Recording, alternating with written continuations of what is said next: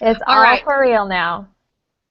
Okay, so I'm going to put in the first question here um, right into the chat just so you can refer back to it as we're talking. So the first question is briefly share some points of the interview. Don't disclose the name, but talk about who you talked to, their child or children, or what you found out.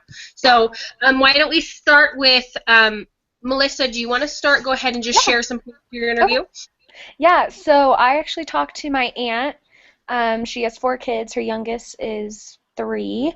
And so she doesn't have any kids that I guess are special needs necessarily, but one of them has a heart defect, so it has definitely has like impacted their lives, and he's had a couple heart transplants, and so I kind of went that way and just saw how his development was different than everyone else.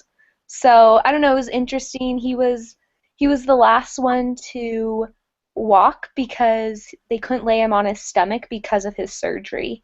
And so it's like because of his heart defect, he had later development. I don't know. It was interesting. Like I guess I never knew that. I mean, I guess it's pretty obvious, but I guess I just never knew until I talked to her. So Yeah. yeah, I don't know if you want me to talk about anything else or. Let me see the other Okay. questions. I think that sounds like that's a good place to start, and we can Okay. always go more in depth as Yeah. we go on. So maybe let's see that. Let's see. Sherry, do you want to share your interview experience? Sure. I just did a quick interview with my neighbor. She has three kids. She actually homeschools the oldest two. They're I think 10, 7, and 3. And so things are pretty normal and typical for all of her kids except her middle one. They actually did the homeschooling because she was kind of falling behind a little bit academically, and she wasn't sure if it was going to lead into some sort of other learning disability later. Hmm. So everything, but besides that, everything else is pretty normal with this family. Like I said, three kids. But it was interesting because this child is the one who walked the first, but she kind of equates that to the fact that she was the second child and had this other child to kind of show her the ropes for that sort of thing. But she's the most stubborn of the group. So she was the hardest to potty train, the least likely to be obedient, things like that. Hmm. So, you know, you just never know. The spectrum Yeah. for things like that is just so wild that you could have one little weird quirk, and I think you can find that in just about any child, where you could say, that looks interesting. But, everything else, the rest of their development seems typical. So that's it. Awesome. Okay. Um, Jessica, I can like barely hear a little bit of sound, but it's not perfect.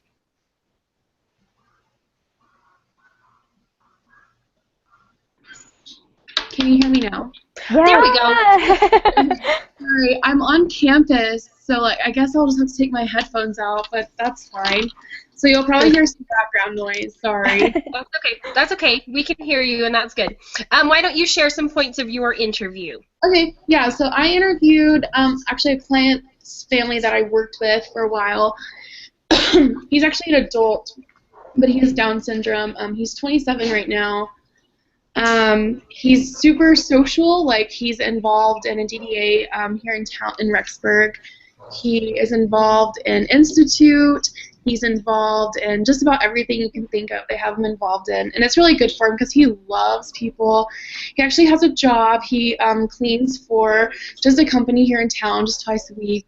I think it's like 4 hours total, and so he's super, very, very social, but he does have a lot of behavioral issues in a sense that he doesn't understand the connections like between people and like the behaviors that like sarcasm. He doesn't understand that at all. He's very I don't know, he just doesn't understand like figurative language or anything like that yet. And he probably never will. I mean, he's 27. He was actually the first, so he has a younger sister and an older sister, and he was the first out of his siblings to walk. So like his gross motor skills are on point, but other things are very, very behind. So. Did you interview him? No, well, I work with him, so I mean I know him too well. So I actually interviewed his mom.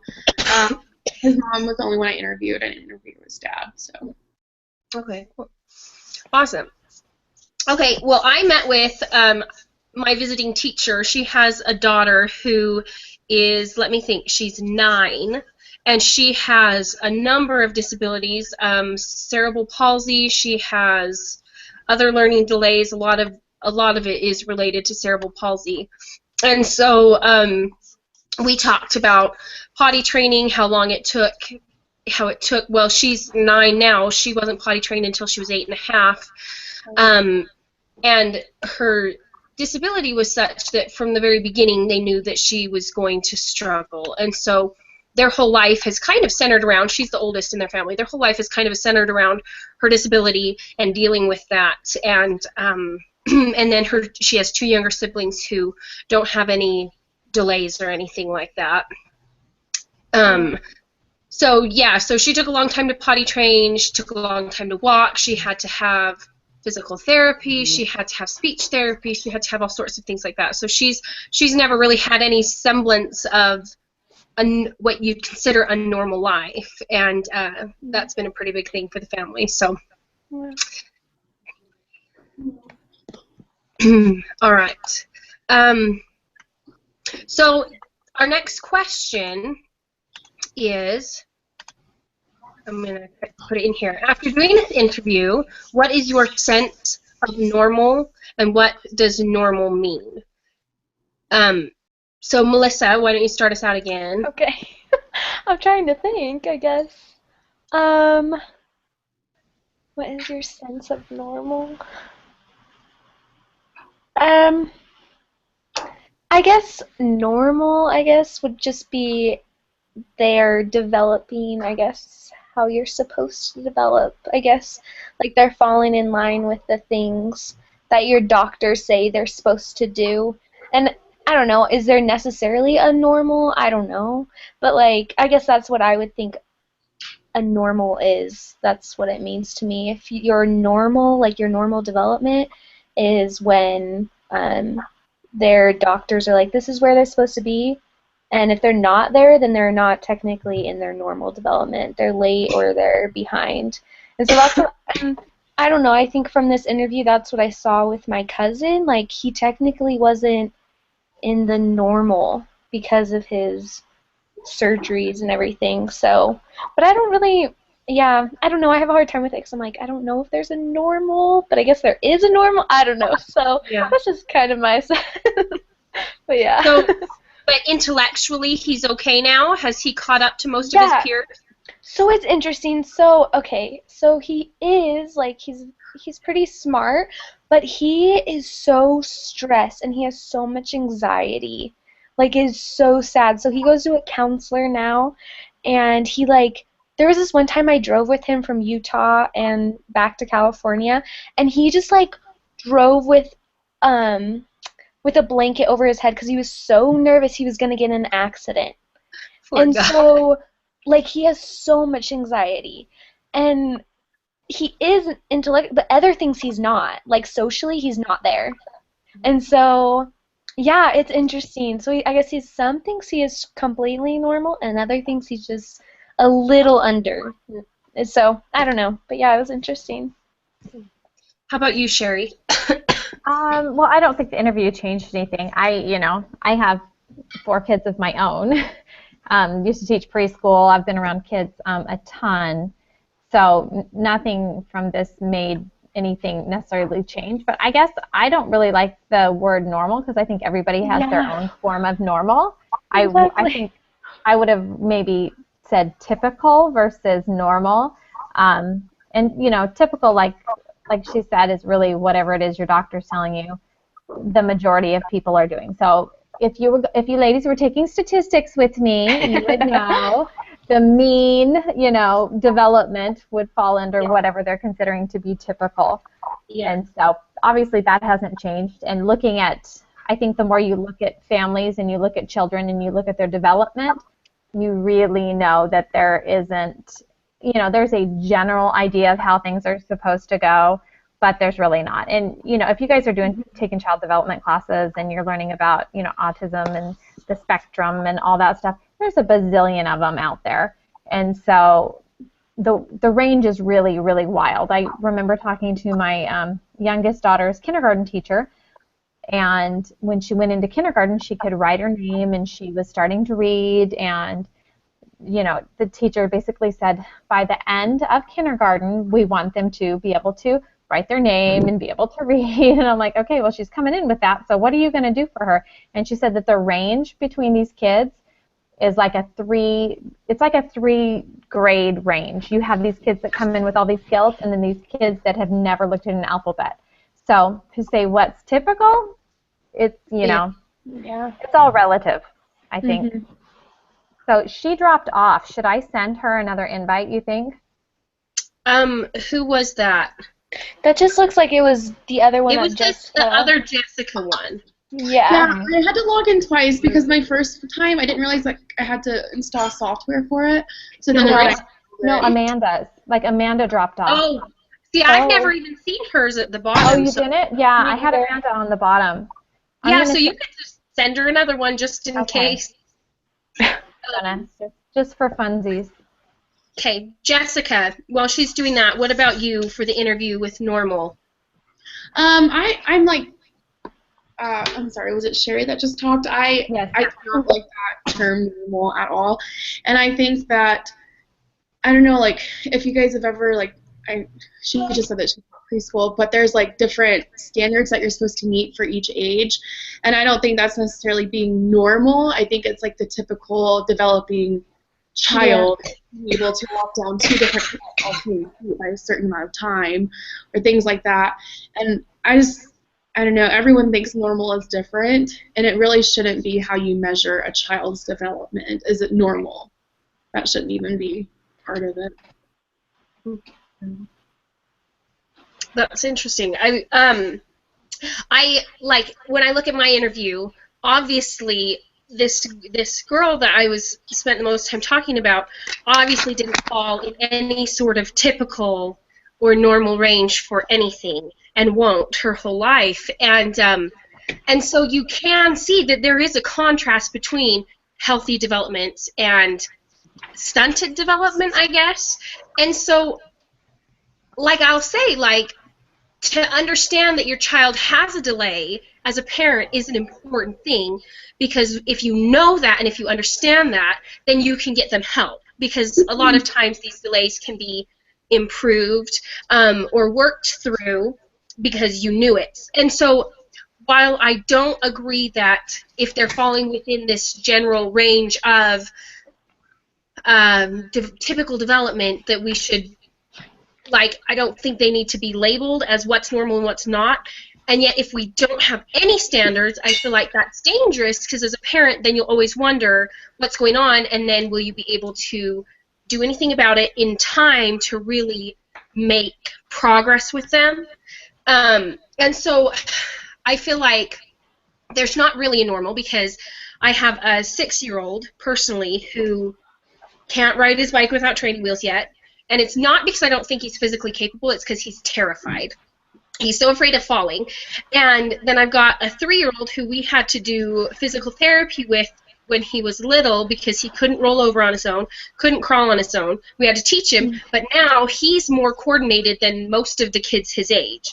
And so maybe it's more like a projected growth within than it is about one isolated incident, or even necessarily one isolated behavior or something like that. Because we have funny times, right, where things are harder for us and then they click or whatever.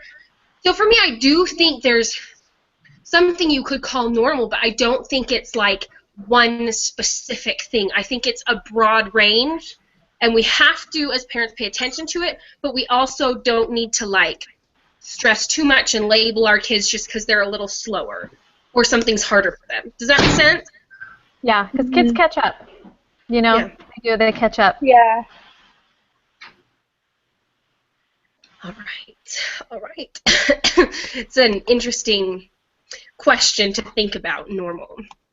All right, so here is our next question. Do you find that the parents were often the last to know if there was a delay or problem with their child? How did they come to that awareness? And did you get a sense of whether or not parents were receptive to receiving services? So for you, those of you who did speak with parents whose child had a delay, let's see, Melissa, you did, right? Kind of, yeah. Well, I mean, it was more like a heart defect, so I guess the delay, I mean, his parents, I mean, they knew right off the bat. But my other cousin, her other son, has like a speech impediment. I mean, it's not really special needs, but that's what I kind of talked about because obviously they don't have special needs.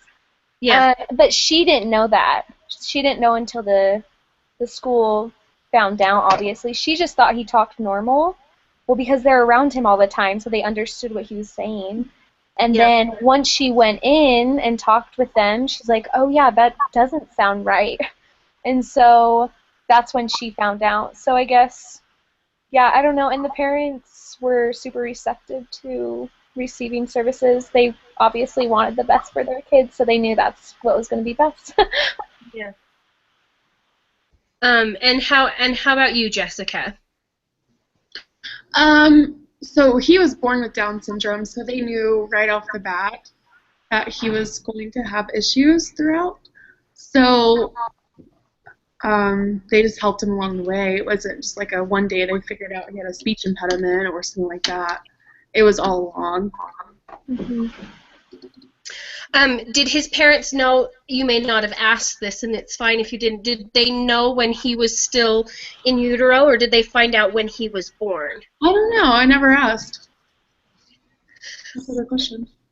Let's see. And for me, the parents knew obviously when she was born. I don't know if they knew when she was pregnant with her daughter or not, but the hospital came in and gave them a big binder with all this information and all of the services and who they needed to talk to and everything else. And so the parents, you know, they've had to kind of deal with that. And I think that's got to be an adjustment. You know, everybody expects to have their baby with 10 fingers and 10 toes and they're just going to be fine and it's all going to be okay.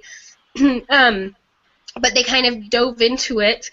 The mom was telling me when she was trying to teach her daughter to crawl, because they had to teach her, that it took so much hands-on that she had to hire a teenage girl to come over and help so that one of them could be holding her hands and the other could be holding her knees and her legs so that they could walk her through the process. And, you know, she didn't ever sound like she didn't like that she had a problem with having to get that help. She was just, this is what it takes to teach my daughter these things, and this is what she needs, and so they kind of just did it. And I don't know, I as a parent in that situation would probably have moments of, oh my gosh, this is so overwhelming, or why does this have to happen, even though, you know, we don't have to ask that question. Sometimes we're tempted to. But they've kind of dealt with it, and they kind of just do their thing and accepted that that was her life and that they do what they needed to. So, yeah. Let's see. And Sherry, Yes. have you, now you were talking about children who do not have a delay, right? Correct. As a preschool teacher, did you ever notice signs of kids maybe needing some extra services, or were your kids mostly? Actually, before I taught, I was an IA in the special ed preschool for the school district here. And so I spent my day with every single kid in the class had a diagnosis. Yeah. And so I've spent a lot of time around kiddos like that. Do you, okay, so like, did any of them, I guess it'd be hard for you to go back now and know whether or not their parents knew right away or if it was something that had developed later on, especially at the preschool age, but. Yeah, most of them did not, because they really, for the most part, most of the kids were either in for speech or autism. There was, we had one little boy that was shaken baby, and we had another little girl with cerebral palsy. But for the most part, they were speech delays, and there was autism. And, you know, autism's not diagnosed at birth. And obviously, either with the speech delays.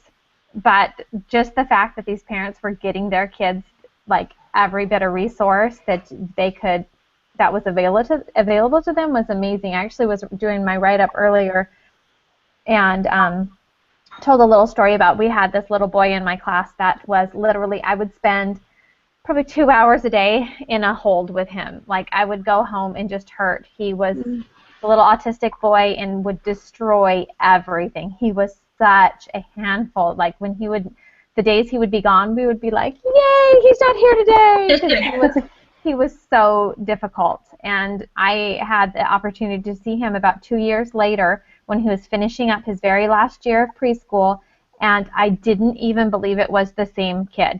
He was totally controlled. Like, you could hear and understand what he was saying, and you had like none of that at 3 years old. You couldn't understand anything that came out of his mouth except for when he was like, ah, you know, like he was going to kill you. He was amazing. Like, he was absolutely amazing. I was just like, this is what intervention is about. When you could see this kid at 3 and then see him again at 5, totally different kid. So it was like he actually had an opportunity to have a real life. And I remember talking to his mom when she was bringing him into preschool and saying that she basically had to strip his room. The only thing he could have in there was a mattress because he would destroy everything else. Like, he just destroyed everything. His behaviors were so out of control. So it was just, it was pretty awesome to see how great he was doing. Yeah.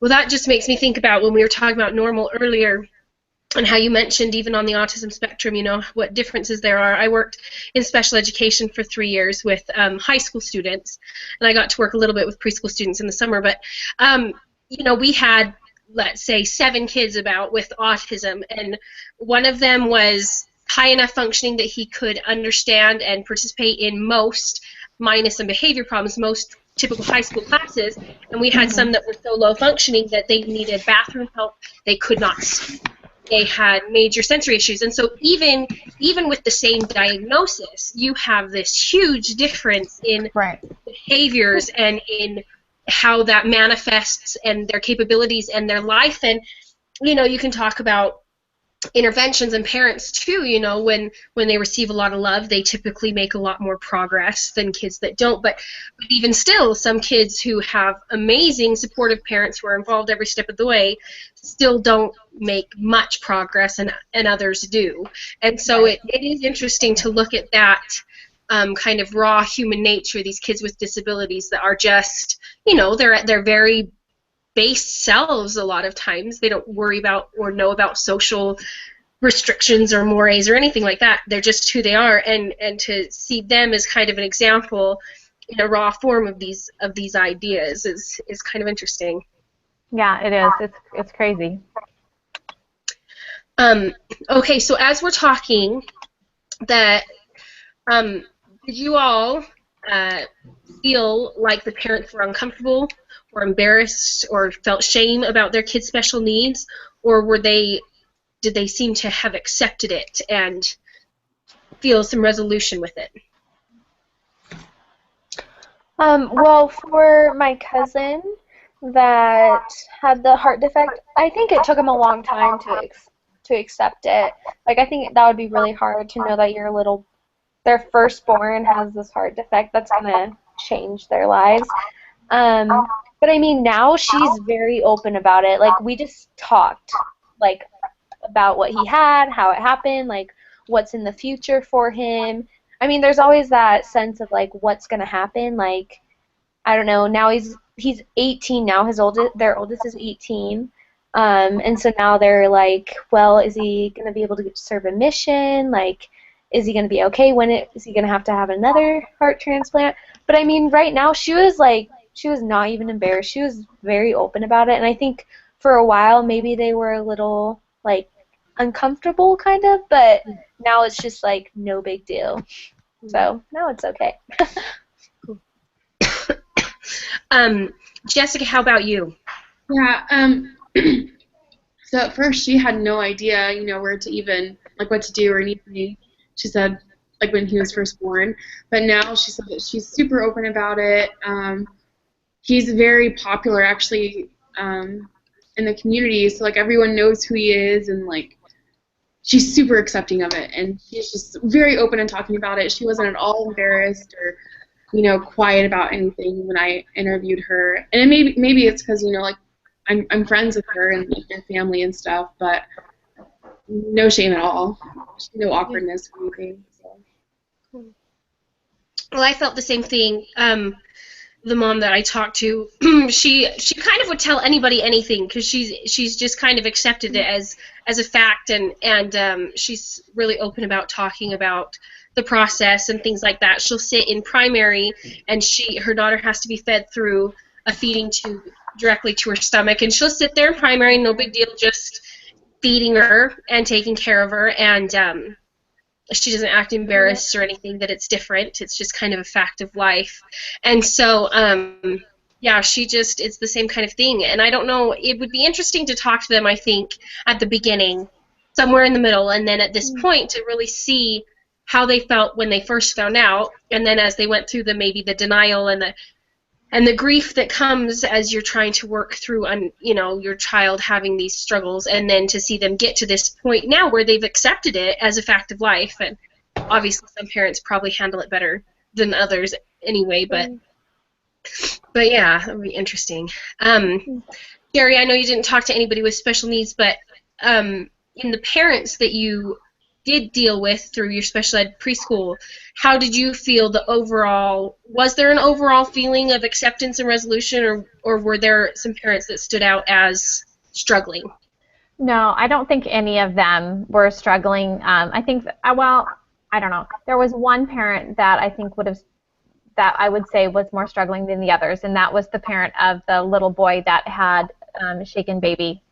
And it was a babysitter that did that, and so I think that's something that just makes you angry, because birth defects are things that they come with, but to have a perfect little baby and have that done to them, it just makes you angry. But I think for the most part, the parents were very accepting.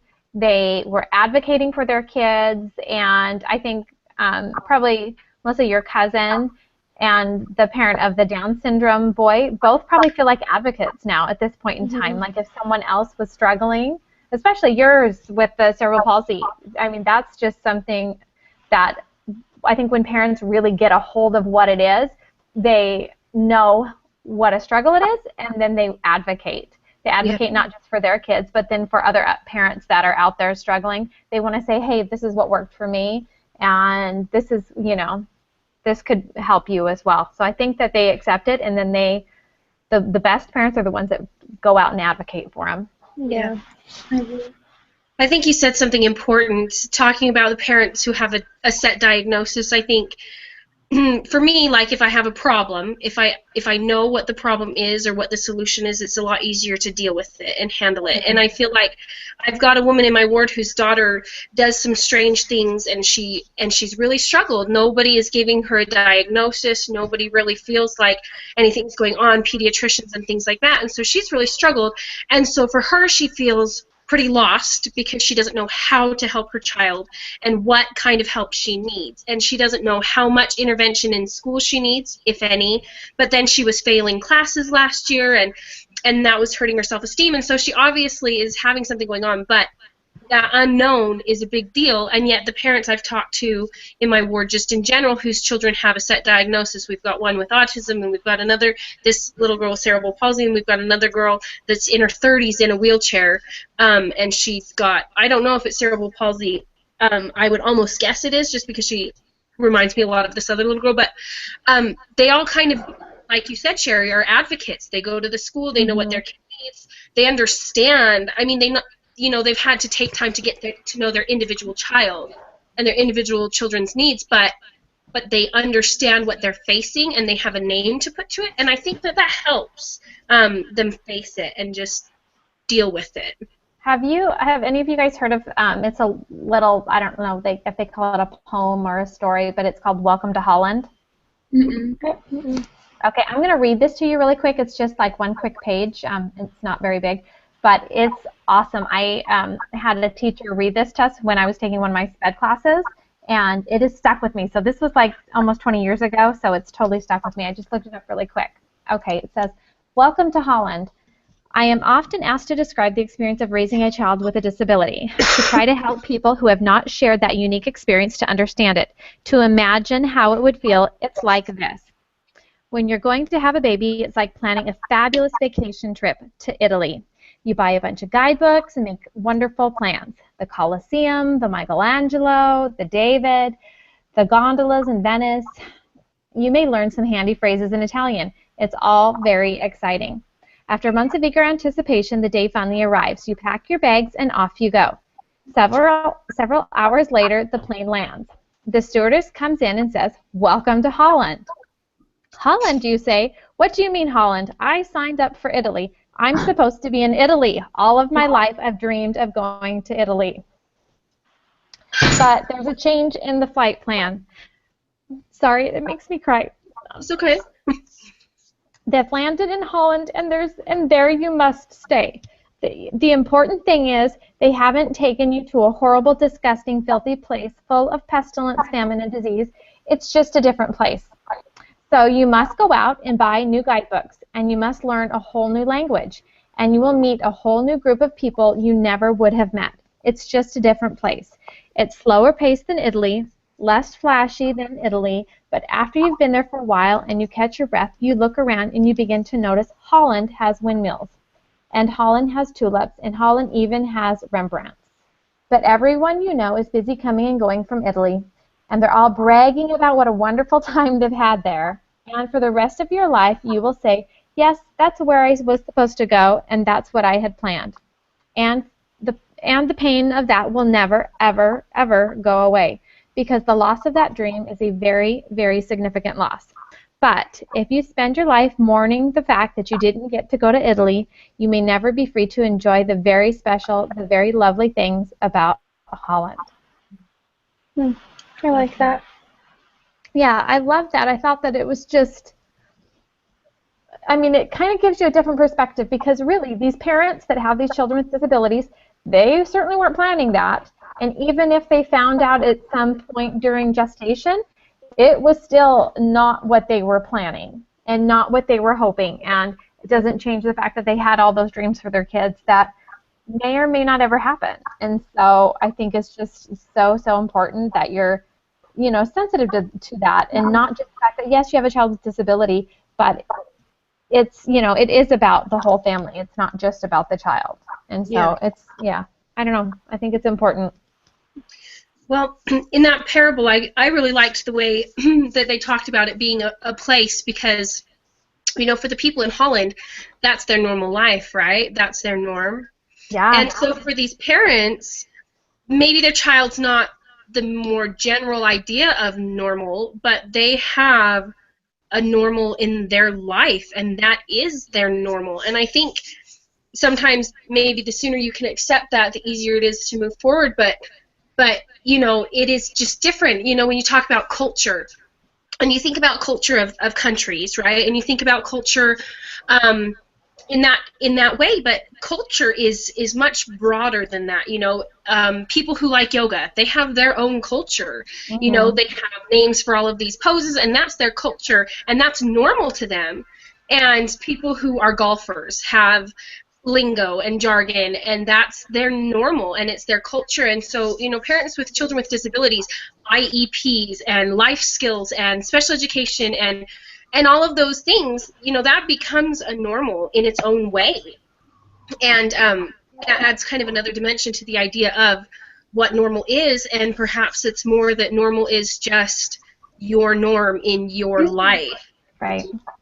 And Jessica, sorry. Jessica. Mm-hmm.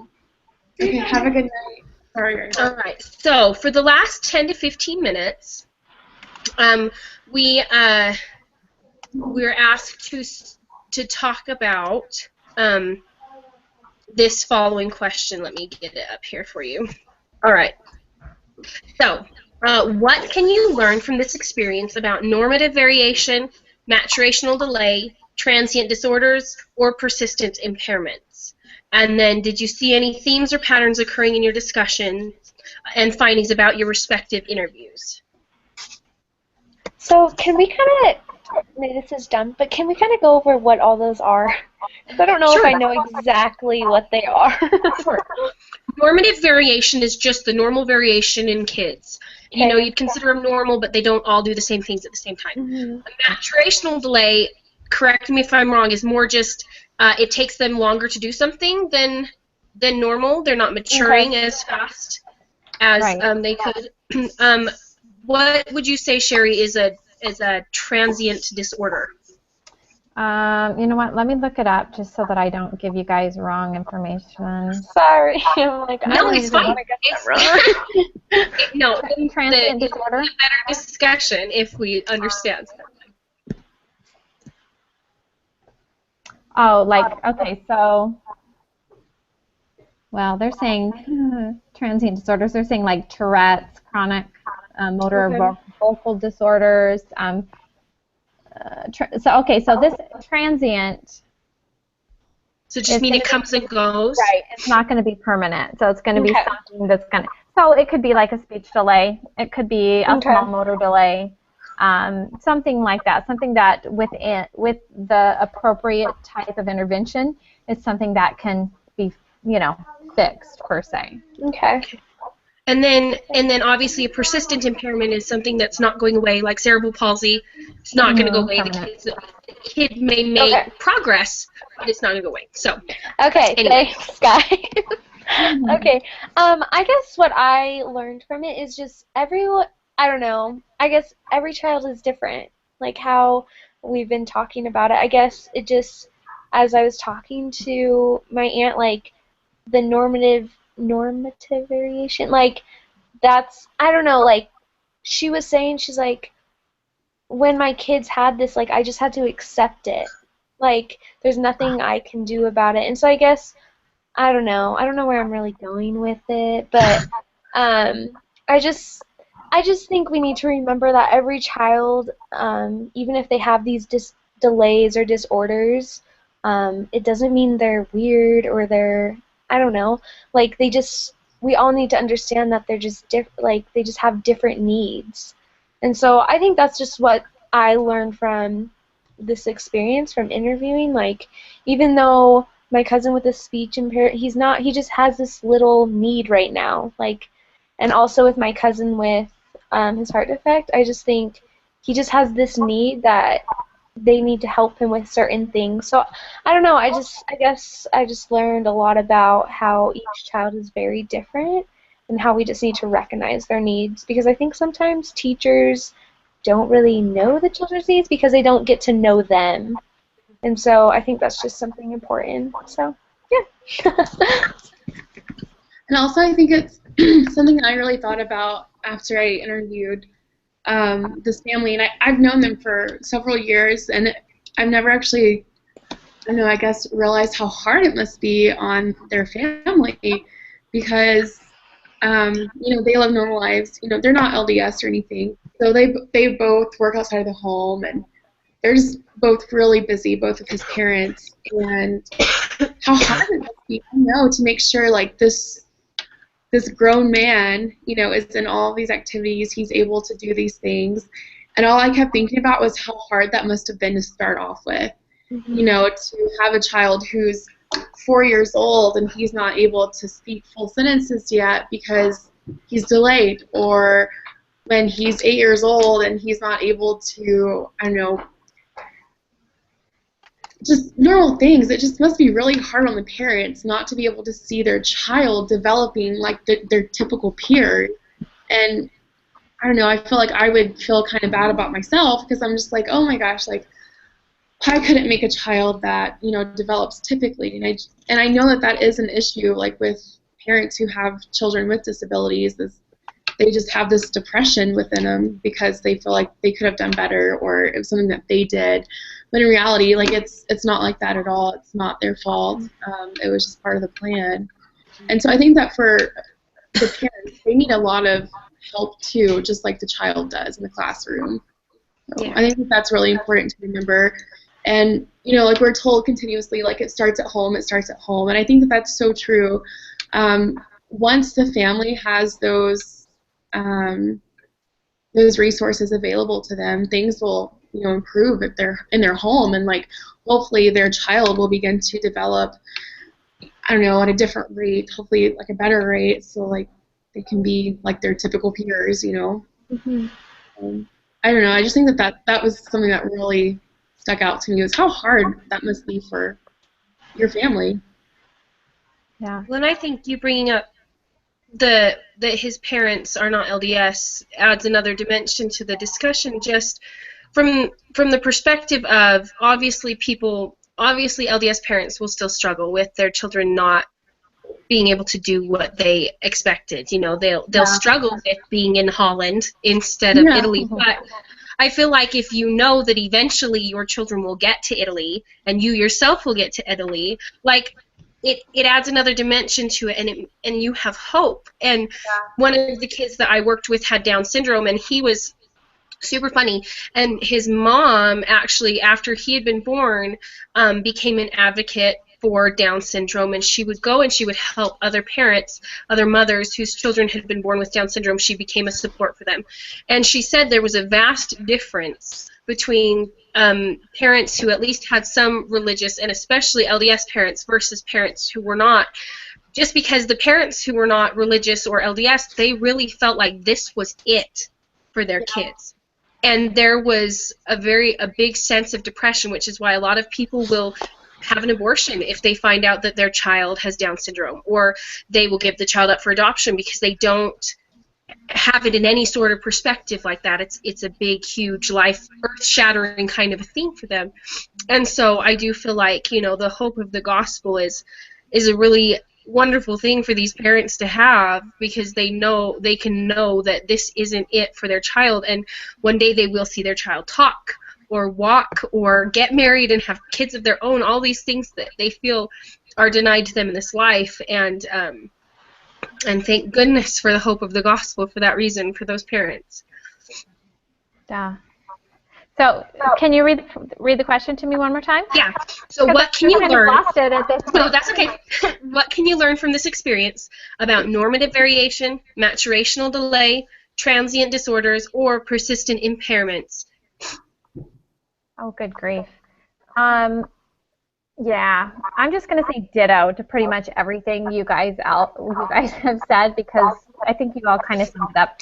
There's lots of stuff out there that's permanent and it's not, and the spectrum is huge and the delays are all different, and I think you just make the best of what you have, and you take advantage of the resources that are there, and that really makes you an advocate for it, not just, even if you don't want to advocate for other people, advocate for your child, which is, I think, so vital for them. So that's kind of it. I'm not sure what else to add to that. You guys really covered it well. Well, and I think something that I was thinking about as you were talking is just the idea of persistent impairments and the danger and trap that some parents might fall into, feeling like once they have a diagnosis, that's it for their child. And I think perhaps some parents forget that there is progress that can be made, like this little girl whose mom I interviewed. Her daughter, she was never expected to read, ever. She had hoped that maybe someday she'd learn the alphabet. And she, at 9 years old, has just started being able to read some words. And she's learning her alphabet. And so some of these things that they never expected to happen have happened, and part of that's because of plasticity, and part of that's because of their care, and part of it's because you can't be sure what your child's capable of. And so I think even when you're talking about persistent impairments, you have to accept that there is going to be some variation in that, and not give up on your kid, not just stick them in a home and say, whatever, this is their life, but to give them the best life you can and let them make the most progress that they're capable of. And, not even necessarily letting the label of their disability, of their persistent impairment, even, set limits for you and for your child. Yeah, I think you nailed it on the head there by not letting them, because if you set the bar really low, that's what they're going to do. You set the bar high, and that's what they're going to shoot for. You can't shoot, you can't reach the stars without, jumping high. So I think you give them those goals to work at. I think that's vital, regardless of where they're at. Because like I said, that little boy in my class, oh my goodness, I was ready for the straitjacket after, a year of him, and he blew me away. So I think kids can make incredible strides. Awesome.